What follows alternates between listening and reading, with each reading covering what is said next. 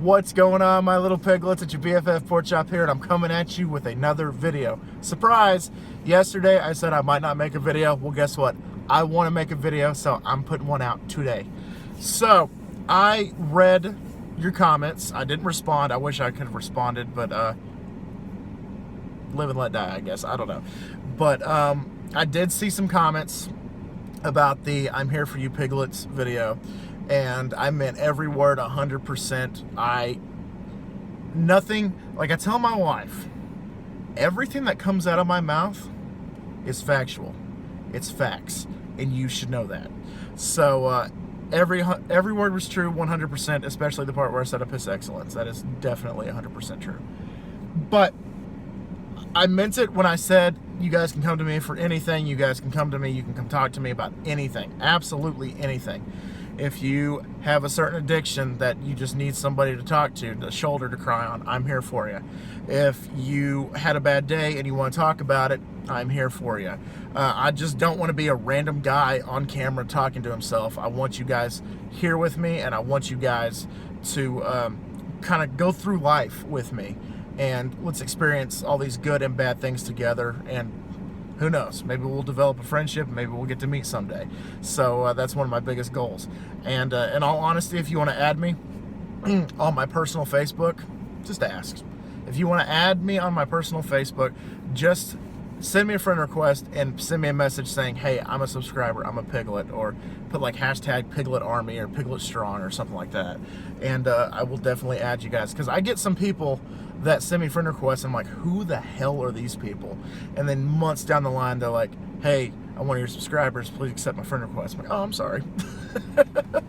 So anyway, today I kind of wanted to talk about my job a little bit. I did see Jerry's comment yesterday, where if Jerry had like a frequent flyer miles or like a punch card or something for comments, they would definitely have enough miles to like come out and see me, or me go out and see them, or however that works. So Jerry said, please talk about your job more, but I could care less about sports. So I said, okay. I said to myself, okay, so how about I kind of find a happy medium where like I do a video about my job and I do a video about sports, and if you want to watch both, cool. If you want to watch one or the other, cool. It doesn't matter to me. As long as you guys are watching and still enjoying the content, I don't care. So today I showed my grandma my office. I had lunch with her today, and at Panda Express, by the way. And if you are looking for like kind of like a low carb kind of meal, I found something that was amazing. It was so good. I'm still kind of full from it, but I definitely could have had like 2 or 3 of those plates. But if you want a custom, if you have a Panda Express near you, do this and call it after me. Name it after me. Call it the Pork Chop Deluxe or something. But instead of rice, because of my diet, I got assorted veggies, and that includes lettuce, cabbage, and broccoli. So good. And then I got it with teriyaki grilled chicken, beef and broccoli, and they have a like a Shanghai steak or something like that. I can't remember what it's called, but it was fantastic. So I had steak, beef, which are pretty much the exact same thing, and then chicken. I usually try to get the food, not the food groups, I try to get the meats in. So I try to get at least 1 chicken or 1 beef in everything that I eat, just so I can get that protein. And then, yeah, I put a couple packets of soy sauce, and then after I was through with the chicken teriyaki, because they give you a side of teriyaki to dip the chicken in, I just smothered it on top of everything and ate it, and it was quite good. So try that, and I hope you like it. Tell me what you think. That's my food recommendation for the day. But I got to eat lunch with her, and brought her back to my office to show her, and she kept telling me how proud she was of me and how great this is for me, and just talked about just kind of like how far I've come. Because if there is anybody that I can thank for making me who I am today, if I had like a group of people, like an acceptance speech or whatever for, you know, badassery or something, Grandma would be on that list. She would be like a high priority, probably top 3, because at a very young age, unfortunately, my parents divorced, and my grandma kind of picked up the slack, helped raise my two sisters and I, helped my dad raise my two sisters and I. And she is the reason that one of the reasons that I graduated college. She is one of the reasons that I have a big head and a big ego, and you can blame her for that. If you don't like my attitude, if you don't like my personality, blame my grandmother, because she's one of the people. Because like, I was, many years ago, I was reading Paul Stanley's book, the lead singer and guitarist of Kiss. And there's one section of the book when he was just meeting Gene Simmons. And Gene Simmons' mother, like, idolized him. I'm not saying my grandmother idolizes me, but there's a part in the story where Paul Stanley calls Gene Simmons and his mom picks up. And he's like, "Hi, is Gene there?" And then his mother's response was, "The king is sitting on the throne," pretty much saying that he's taking a dump. So I pretty much attribute Gene Simmons' mother to my grandmother, because if somebody called asking for me, my grandma would probably say something like, "The king is sitting on the throne," or the king is conquering the yard today, you know, if I was mowing or something. Because she just is that incredible of a woman, and I can't thank her enough. So, Grandma, I know you're not watching, but maybe one of the cousins can email this to you, or I could send it to you. Thank you, thank you, thank you, thank you. And anyway, so I showed it to her, and she was telling me, "Oh, you should decorate it like this. You should put this over on the walls. You should get a picture of your wife here. Get a picture of the dogs and the cats here." Like, just pretty much like what I do on a daily basis. Like, okay, this could go cool here. This could go cool here. But the only thing that I have where my personality comes to life in that office right now is last year I was given a Christmas gift from my friends Kelsey and Luke. Good friends of my wife way before they met me. But I did meet them both, Kelsey and Luke, the day that I met my wife. So we go back as far as my wife and I do, actually. So it's a Batman coffee mug, and it has like comic strips around it. And I filled it with Amarillo. I'm sorry, my nose itched and that completely threw me off. Wow.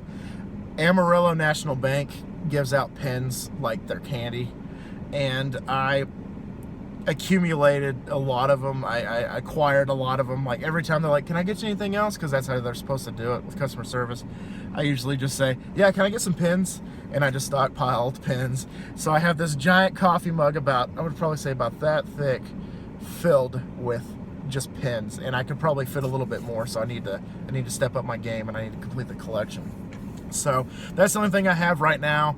I was thinking about finding a way to unmount my diploma in our bedroom, because my wife did that while I was at work one day. She mounted my diploma, and my dad actually got it framed and shadow boxed and everything for me, and got I think he got like maroon felt or something like that, like put inside of it. And I would love to have that in there. I actually joked with my grandma saying that I was going to put my my junior college degree as well as my university degree, and she laughed. She thought that was funny. And she of course kept saying, like, you know, because my dad did that for me, so she's like, "Your dad's proud of you, your dad loves you, your dad spared no expense. He spent a lot of money to get that thing shadow boxed and framed." And of course my dad is also another person that I can blame with because of who I am.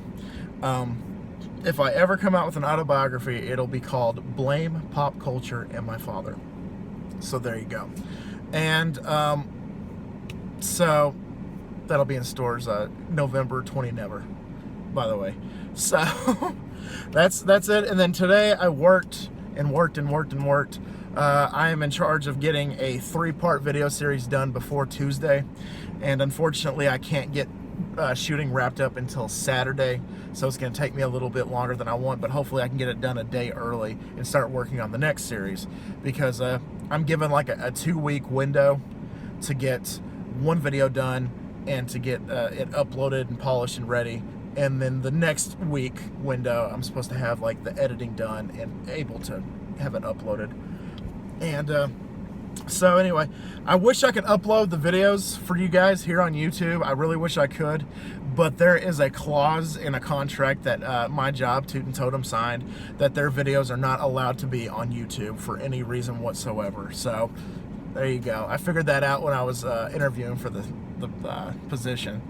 because I was thinking to myself, again, I was like, oh, I could probably like upload my content, like the videos that I'm making for them, and show the piglets what I'm doing, but I can't, unfortunately. I could probably post snippets, but probably not the entirety of the video. But it's an upselling video, like persuading our team members to upsell to customers. Oh, if you there's buy two for $2. If you get a second one, it's only like 41 more cents. Whatever. You save $3 today if you buy a second one. Just whatever. And there's one part that I started in Photoshop and I polished it in After Effects. That took me like 3 hours to do. 3 hours for like a 12-second clip.